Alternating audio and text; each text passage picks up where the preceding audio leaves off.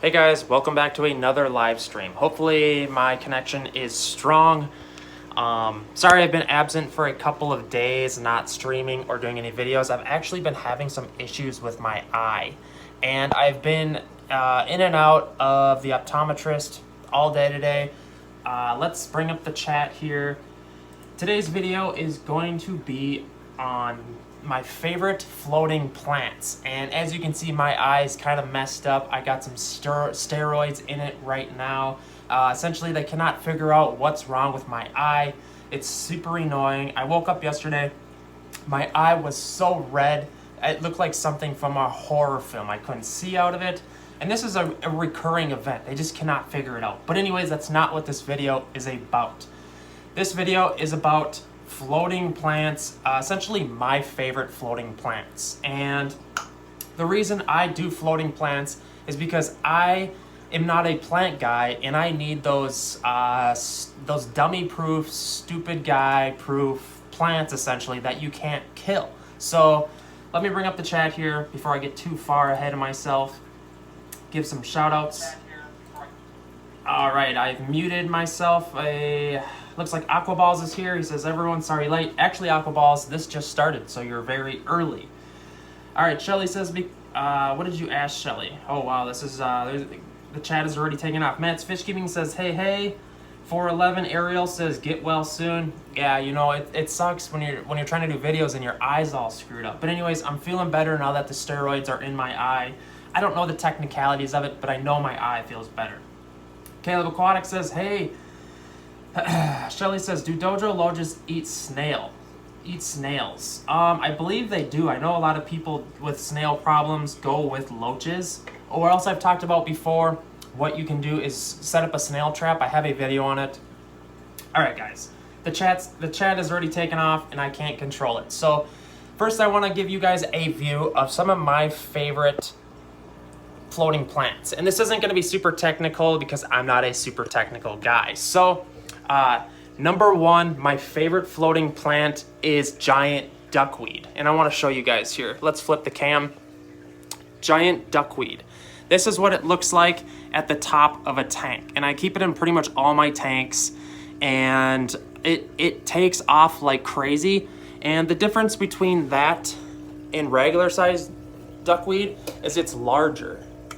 Ooh, angelfish are gonna get me. All right, so here's what it looks like. It's larger and it's less annoying than regular sized duckweed. And Amazon actually sells it. Put it back here in the water. Let's flip the cam here. All right, that was giant duckweed is hands down my favorite plant, floating plant. Why? It's larger, it's indestructible, and the biggest reason is lighting isn't a huge issue. And I tell a lot of people I keep two sets of lighting in my fish, in my fish room. I have high lighting and I have low lighting. I'll give you an example.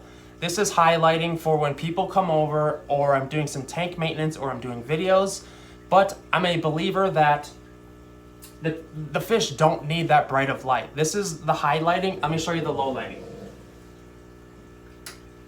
That's the low lighting. Essentially, I DIY a lot of my own light strips, and I have a ton of videos about it, and that's how it sits all day long on its own. And that's more realistic of what natural habitat is, essentially. And it helps save electricity as well, because that lighting only uses like 4 watts of energy, whereas the high lighting uses like 36 watts, and it adds up when you have lots of tanks. And the thing with giant duckweed is, or any type of duckweed, it can literally live in buckets, getting no lighting for weeks on end. And it's absolutely insane how invasive and how indestructible it is. There is a seller by the name of Aquatic Arts that sells giant duckweed. And don't let the name duckweed scare you, because duckweed has a bad reputation in this industry. And I know Dustin from Dustin's Fish Tanks calls it water herpes or aquarium herpes. And regular duckweed is that way, but this giant duckweed, the giant duckweed is a lot better of a floating plant, and that's why it's my favorite essentially. All right, I'm gonna hit up the chat. By the way, I'll throw a link in the description box to that listing on Amazon in which I bought the giant duckweed and started it, and it's grown like crazy. When it outgrows my tanks, like the one you saw, what I'll do is I'll net a bunch of it and throw it in the garbage, give it away, or else feed it to goldfish, or some of the other fish eat it too. Like the silver dollars actually love it. It's crazy. All right, let's hit up the chat here. There's a lot going on. It looks like there's 36 people watching. I'm from Australia, so we have hardly any access to exotic plants and fish unless you want to pay a fortune, so it's hard to be picky with plants. It really sucks. Yeah, that does really suck.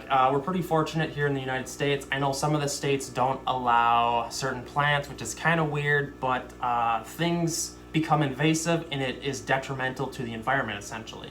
So laugh out loud, aquarium herpes. Yeah, that's what Dustin calls it. I'm telling you though, the giant duckweed is my favorite. So what now? My second favorite, I want to show you guys this, is water lettuce. All right, water lettuce. Here's water lettuce. It is a bit more aggressive. It looks extreme. It looks a lot cooler, but it does take more lighting to grow.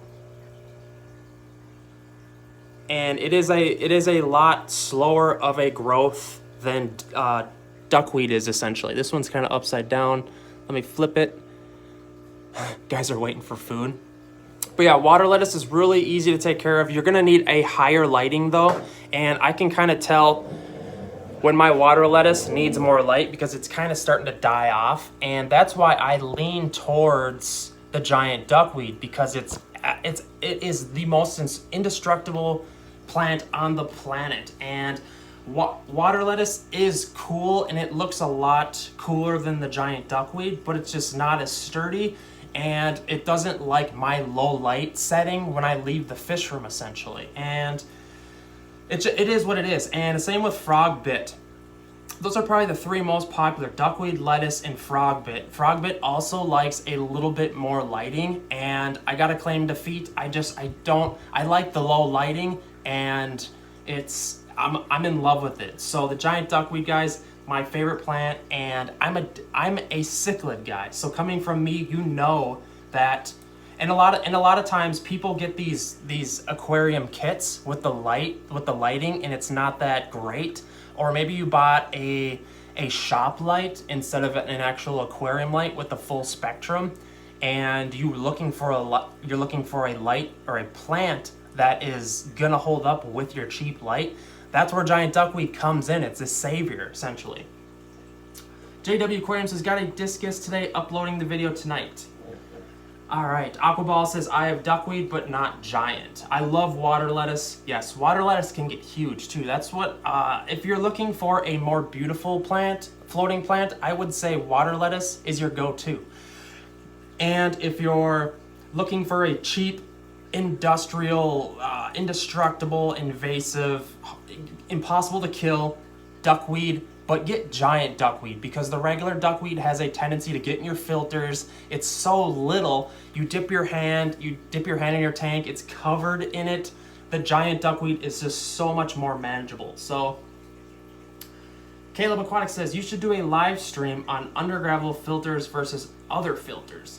You know, a lot of people ask about undergravel filters, and that's a good idea, Caleb, but I don't understand how. I mean, undergravel filters are old technology, so it's just like, are people still using these? And if you used undergravel filters, you quickly realize how much you hate them when it comes time to clean them.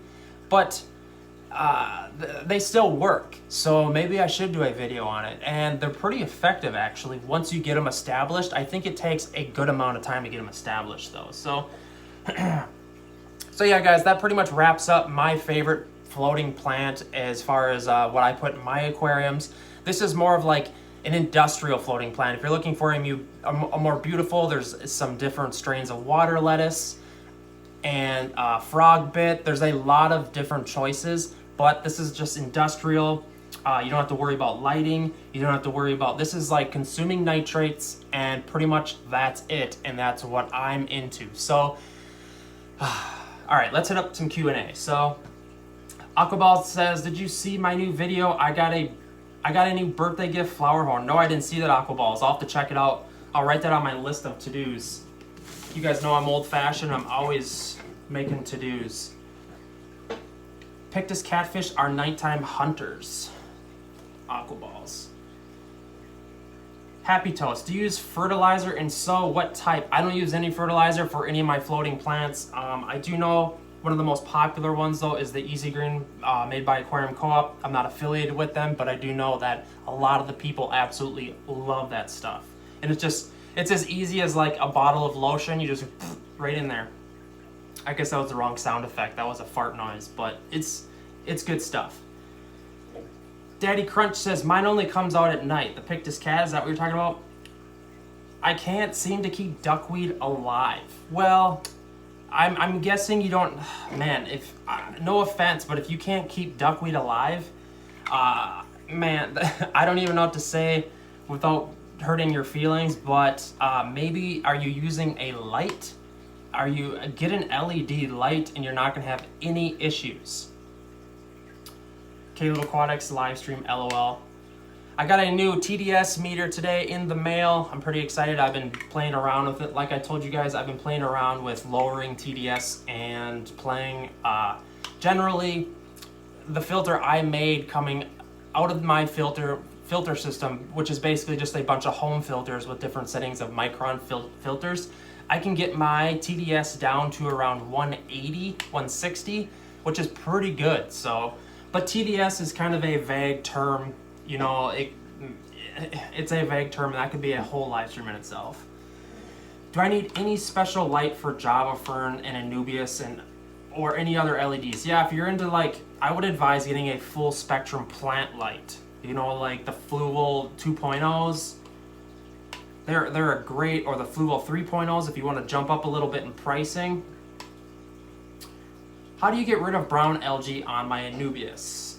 Is it a fake Anubias, or I'm guessing it's real if you're asking. You know, I'm not a plant guy, so I've heard of people lowering the water and putting hydrogen peroxide on it to kill some algae and such like that. Maybe you could look into that. Banana lilies are the best plants and have really pretty flowers. I have a light. All my other plants are fine. Maybe my angels are snacking. Yeah, my angels don't eat. Angels for the most part are pretty much like, you know, they're protein chasers essentially. So, woo, it's getting warm in here. It's about 83 degrees I can see right now. Let's see, River Life is here. He says, hello everyone. How's it going, River Life? David F says, I had that problem with brown algae and I just started turning my light on for less time per day. Did that fix it? David, is that what you're saying? What are the toughest plants? Says Oxyotl. I'm almost positive it is the giant duckweed like I just talked about, or duckweed in general. I see, is Corey live right now? I'm thinking that's why not that many people are watching my stream. I wish I would have known that. Duckweed is easy to grow, so might actually need less light if competing. Maybe you're onto something there. So Corey is live. Dang it, I hate that. Well, maybe I'll get off and I'll give him a little bit of time and then I'll go live after, maybe with a new topic. Yeah, I should have checked if Corey was live. Do you think rays can live with Oscars? I think they can in a big enough tank. Will a convict fight with my paradise fish, Serpae tetras, or opaline gourami? A convict will fight with a convict usually is nice, and a convict is usually pretty well mannered unless it comes breeding time. You know what I mean? Then they're going to be crazy. Like I have my flower horn with a bunch of convicts right now, and they're completely fine and they cohabitate just fine until they come breeding, and it's just like then they bully a flower horn around 5 times the size of it. It's crazy. Sorry, the chat's got me all clustered up right now. That pisses me off Corey's live right now. I like the look of convicts. You know, I've been seeing a lot of people posting videos on convicts, and it's just like, are these really black convicts we're talking about? It's kind of funny to me. I mean, I like convicts too, but it's just like, usually they're hated on. So, and they do get big. The males, I used to have a male that was like this big, and it takes a while, and it's kind of weird. Is my stream getting blurry? I'm getting a low signal warning. Don't even start with me, YouTube. Don't even start with me. All right. It seems that the stream, it's like going in and out of signal. I think it's, what? Signal dropping. Yeah, it's just a little. All right, guys, I think I'm gonna boot off here. I wish I would have known Corey was streaming. I guess it is what it is, but hopefully this helps you figure out what type of floating plant you want to go with.